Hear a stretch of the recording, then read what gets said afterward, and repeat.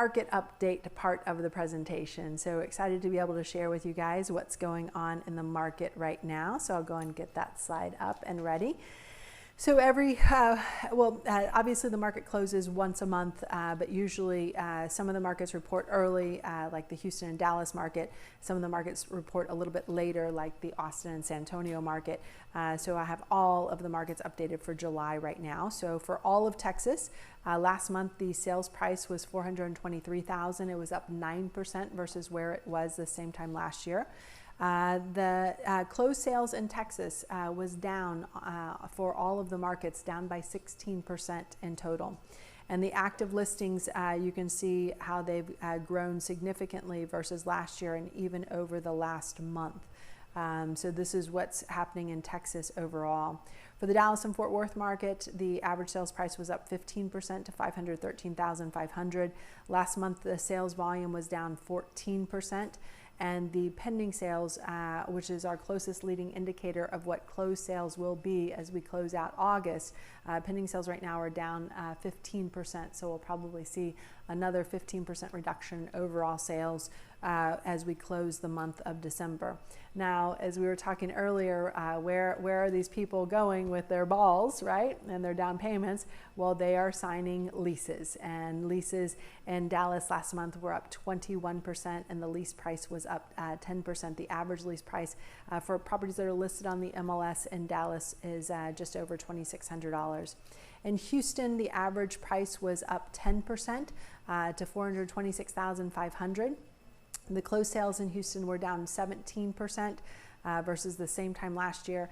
And the pending sales, again, our closest leading indicator of what August will be, is they were down 12.5%. But leases are also up in Houston. So, you know, it's great to be diversified as a real estate investor. So meaning diversified in terms of having rental properties, holding on to them for these types of instances, as well as having those properties that generate big jumps and really push the needle in terms of your ability to generate income doing these big flips that we've got.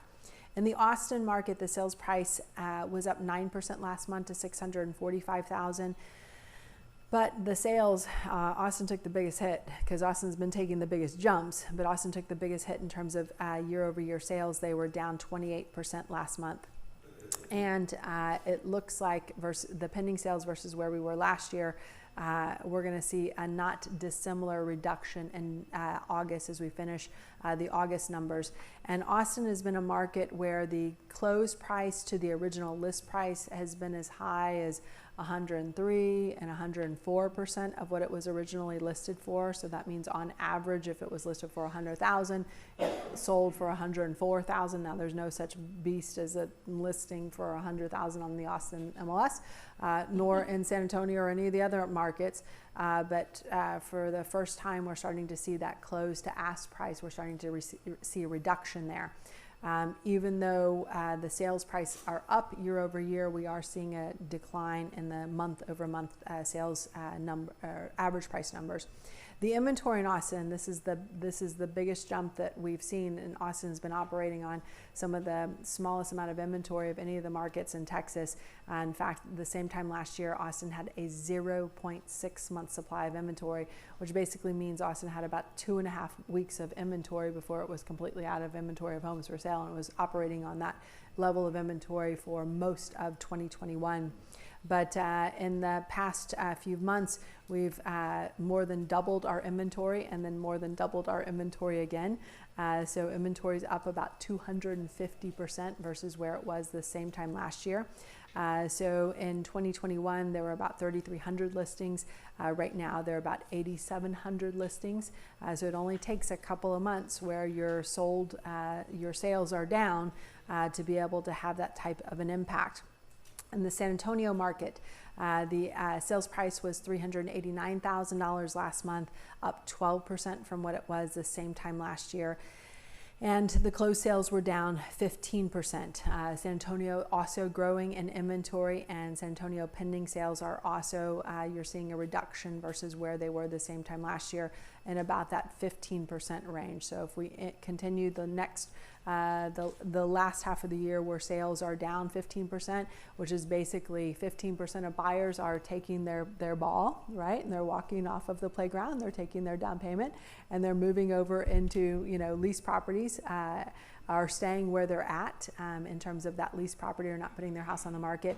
That's going to be impactful. So if you guys think it was hyperbole, everything that I was talking about in the market leading up to the market update, I hope this kind of shows you guys that there's some serious changes going on.